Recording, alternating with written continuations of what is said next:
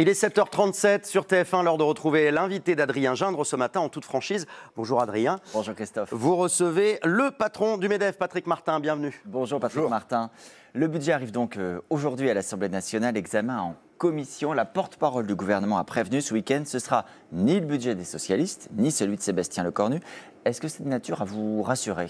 Non. Enfin, oui et non, parce qu'il y a dans ce budget initial, ce projet initial, des dispositions qui nous inquiètent, mais on a tout lieu de craindre que la potion soit encore plus amère à la sortie des votes. Par exemple, quand on entend les socialistes dire qu'ils veulent reproposer la taxe Zuckman, notamment. Par exemple, enfin, il ne faut pas se raconter d'histoire. Ce qui va être embarqué, c'est plusieurs dizaines de milliers d'entreprises.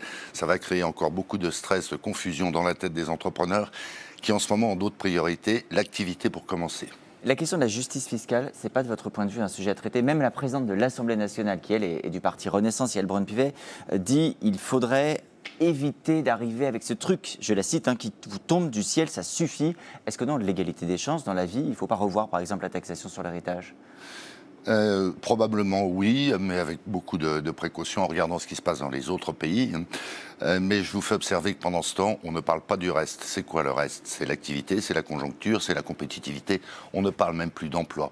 On ne parle pas des jeunes. Donc le débat a été escamoté, dévié sur ce seul sujet, qui à nouveau mérite d'être examiné, mais qui n'est vraiment pas la priorité du pays. Quand le ministre Serge Papin, qui est le nouveau ministre du pouvoir d'achat, lui parle d'intéressement, il parle de pouvoir d'achat, il parle justement de la consommation. Il dit qu'il faudra un intéressement nouvelle formule, disponible immédiatement et non imposable, qui permettrait justement de remettre de l'argent dans l'économie. Est-ce que ça, c'est une proposition qui va dans le bon sens? Oui, à part qu'il faut de la stabilité. On a eu la prime Macron qui avait très bien marché, qui a été dénaturée ensuite avec des charges, des impôts.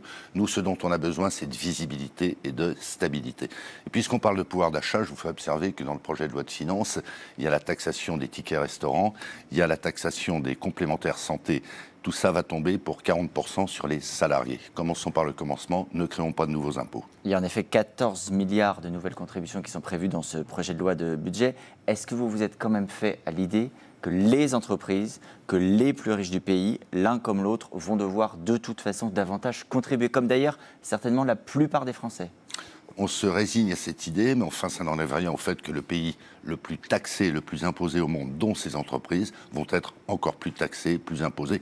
Tous les pays concurrents, je ne parle pas que de la Chine et des États-Unis, font l'inverse. Ils soutiennent leurs entreprises, ils soutiennent leur économie, donc ils soutiennent l'emploi et le pouvoir d'achat. Pour pouvoir se maintenir à son poste, Sébastien Lecornu a proposé la suspension de la réforme des retraites. C'est ce qui a évité la censure la semaine dernière.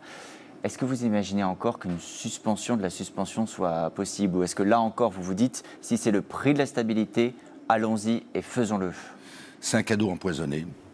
C'est un cadeau empoisonné. Ce n'est pas le sujet direct des entreprises, mais de toute façon, les retraités et les salariés savent qu'on est en train de repousser le tas de sable et que ça coûtera plus cher. Et ça va coûter plus cher dès cette année à travers de nouveaux impôts et de nouvelles charges. Mais ça n'aurait pas coûté plus cher encore, comme on le dit, comme on l'entend, comme le gouvernement d'ailleurs aussi l'argumente, d'avoir une nouvelle instabilité politique plutôt que de concéder cette mesure? Non, mais c'est un pari incroyable et à nouveau, c'est un cadeau empoisonné. Qui proposera dans le cadre de la présidentielle de revenir sur la réforme des retraites, je veux dire par là, parce qu'il le faut, de revenir à 64, voire 65 ans. Je suis très, très, très prudent. Donc, ça coûtera, d'ici 2035, 15 milliards d'euros par an. Et dès cette année, plus de 3 milliards d'euros.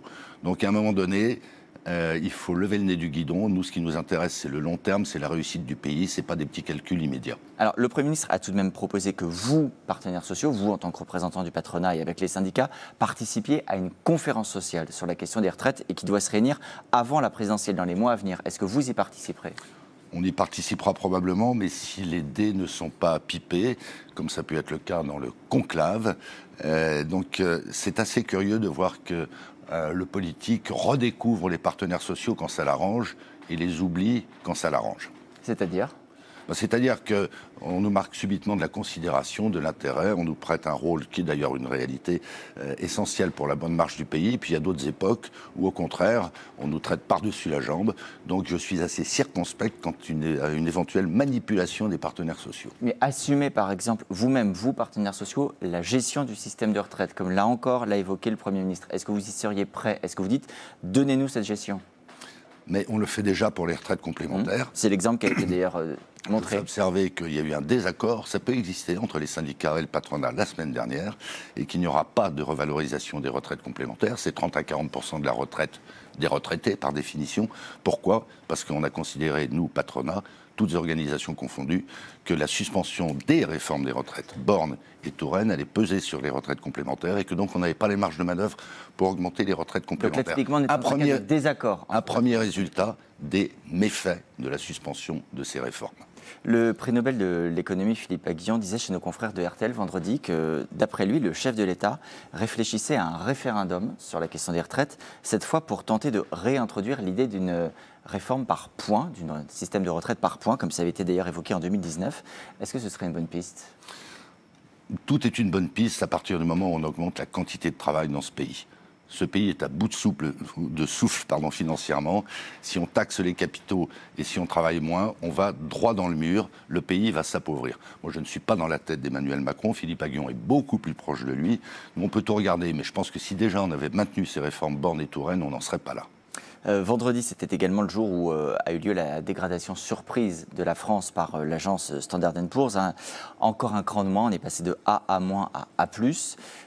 Écoutez ce que disait Bruno Le Maire, ancien ministre de l'économie, à propos de l'accumulation de la dette ces dernières années. C'était face à François Langlais dans le podcast TF1 « Pourquoi faire compliqué ?» Quelle fourberie d'abord de la part de tous ceux qui, pendant la crise du Covid, pendant la crise de l'inflation, n'ont cessé de me demander de dépenser plus. Ils venaient tous gémir, pleurer dans mon bureau pour que je dépense plus. Ils ont tous déposé des amendements qui représentent des dizaines de milliards. À qui la faute, Patrick Martin, sur la situation de la dette française ? Faute collective, je rappelle au passage que la moitié de l'augmentation de la dette est liée au déficit des retraites. On retombe toujours sur ce sujet fondateur pour le pays. Après, moi, je n'ai pas à distribuer les bons, les mauvais points, savoir qui a fait quoi. D'ailleurs, nous-mêmes, à un moment donné, on a été, demandeurs au moment du Covid. D'aide également pour les entreprises. Donc, tout ça est très compliqué. Mais Standard & Poor's vient de tirer pour la 3e fois le signal d'alarme. Moi, je ne suis pas dans un rôle facile, si vous voulez. On pourrait se dire, le MEDEF, les entreprises se plaignent sans arrêt. En parallèle, on fait des propositions, on veut que ce pays réussisse, mais il faut se donner les moyens de la réussite. Pas plus tard que jeudi dernier, j'ai fait des propositions pour la jeunesse. Plus personne ne parle de la jeunesse. On a 19% de taux de chômage des jeunes et on est en train de s'interroger uniquement sur les retraites à un horizon de 20 ans, 30 ans, 40 ans. Je pense que ce pays marche sur la tête par moment. Vous deviez organiser d'ailleurs un meeting des patrons le 13 octobre que vous avez finalement annulé en raison de la situation politique. Est-ce qu'il y aura un nouveau meeting des patrons ? Est-ce que vous avez fixé une nouvelle date ? Alors précisément, il n'a pas été annulé, il a été suspendu lui aussi. Alors, c'est le mot à la imagine mode. tous les aléas que ça veut dire qu'il peut revenir ? Il peut revenir. Il peut revenir et franchement, il y a une grande inquiétude dans nos rangs. Vous évoquiez la taxation du capital. Ça ne sera pas Huckman, ça sera 20, 30, 40 000 entreprises qui seront concernées. On aura 10 à 13 milliards d'euros de plus d'impôts de plus sur les entreprises en 2026, tel que c'est parti. À quelle échéance ce meeting ? Dans les semaines qui viennent, on prendra une décision de principe avec les deux autres organisations patronales, même si le MEDEF est leader en la matière. Mais en espérant faire bouger quoi ? Parce qu'on le redit, Patrick Martin, tout le monde certainement va devoir contribuer. Les Français, comme les entreprises, comme les plus aisés. Ça n'enlève rien au fait qu'on ne fait pas les économies qu'il faudrait faire. On se tire une balle dans le pied en suspendant ces réformes des retraites. Donc on est en train de creuser notre tombe. Donc à un moment donné, il faut le dire. Mais par ailleurs, nous, on a des messages d'espoir et d'ambition. J'évoquais les jeunes à l'instant. Donc on veut dire la colère qui est la nôtre, mais on veut aussi dresser des perspectives pour ce pays. Il n'y en a pas beaucoup actuellement du côté des politiques. Merci beaucoup d'avoir été avec nous. On vous sent effectivement en colère et ça va peut-être pas nous remonter le moral, tout ce que vous nous avez dit, mais on espère en tout cas qu'on va réussir à trouver des solutions.